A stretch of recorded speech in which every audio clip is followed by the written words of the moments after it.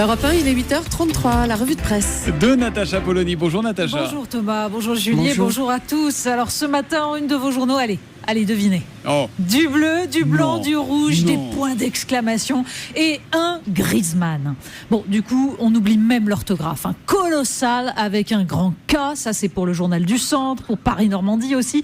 Grisant avec un Z comme Griezmann, c'est 20 minutes. Et puis, alors on cherche tous les synonymes. L'équipe, l'extase, le Parisien, mais quel pied, l'Union, que du bonheur. Et Noré Claire qui nous rappelle quand même qu'on attendait ça depuis 50 ans. Et à la fin, la France a gagné. Eh ben, on continue à prendre notre pied, comme le dirait l'Union. On va pas bouder le plaisir. Après des mois de dissensions sociales, de clivages, de haine et autres coups bas, nous dit Sébastien Lacroix dans l'Union, ce souffle de fraternité que seul le sport est capable de créer nous fait un bien fou. Profitons-en, car il ne durera pas. Alors bien sûr, les journaux avaient retardé leur bouclage pour avoir le résultat du match, d'où quelques analyses. Alors par exemple, le titre de Libération, l'Allemagne tombe dans le péno. Et le Parisien qui argumente, oui, il y avait pénalty, comme une réponse aux affreux mauvais coucheurs. Le site Slate d'ailleurs nous raconte comment est apparu sur le compte Twitter de Ryanair un message assez peu fair-play, il faut bien le dire. Photo de Thierry Henry et de cette fameuse main qui avait éliminé l'Irlande en 2010. Wait a minute, so they do know what handball is in France? Attendez une minute. Mais ils savent donc ce que c'est qu'une main en France et ce que c'est que le handball? Hashtag never forget, hashtag cheating bastards. Donc, hashtag n'oubliez jamais, hashtag pourri tricheur. Il est rancunier, le community manager de Ryanair. Alors l'entreprise a rapidement repris le contrôle de son compte Twitter et fait savoir qu'il y avait un poste à pourvoir. Et puis, on peut aller aussi se promener du côté de chez nos amis allemands. Parce qu'hier, il faut bien le dire, le journal Bild faisait dans la domination germanique décomplexée. C'est une habitude. Ça donnait « Adieu les Bleus » en français dans le texte. Le site du journal proposait même aux Français de voter pour la une de ce matin. La vie en Raus ou rien ne va bleu. Finalement, ça donne plutôt Weini, jeu de mots entre le surnom de l'auteur de La main fatale, Schweini, et le verbe weinen, pleurer. En football au moins, ils feront moins les fiers. Alors, hier soir, François Hollande était dans les tribunes du stade Vélodrome ici à Marseille, mais avant, dans la journée, il a rendu hommage à Michel Rocard aux Invalides. Ben oui, parce qu'on sait cet accessoire, mais il y a quand même d'autres sujets dans les journaux, notamment donc cette cérémonie d'hommage à Michel Rocard qui en a agacé plus d'un. Et c'est Denis Daumin qui résume dans La Nouvelle République.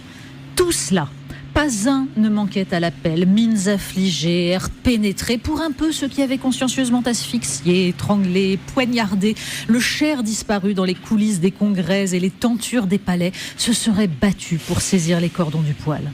L'occasion était trop belle. François Hollande l'a saisie, déroulant un discours annoncé comme nerveux et tissé de sous-entendus appuyés. Nous devions admirer le talent du manœuvrier. On y a surtout vu un remake de Rému interpellant la pomponnette dans La femme du boulanger. La politique du cinéma maladroitement interprété, trop souvent hélas. C'est précisément ce que Michel Rocard entendait dépasser.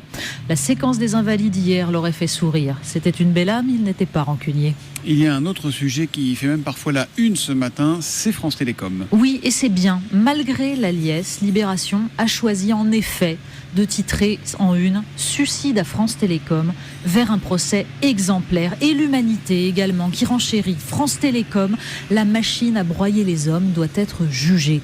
Parce que comme le souligne Laurent Geoffrin dans Libé, ce n'est pas forcément la malignité individuelle qui place le salarié dans une situation qui porte atteinte à sa dignité. C'est un système mis en place consciencieusement pour obtenir par la pression morale son départ prétendument volontaire.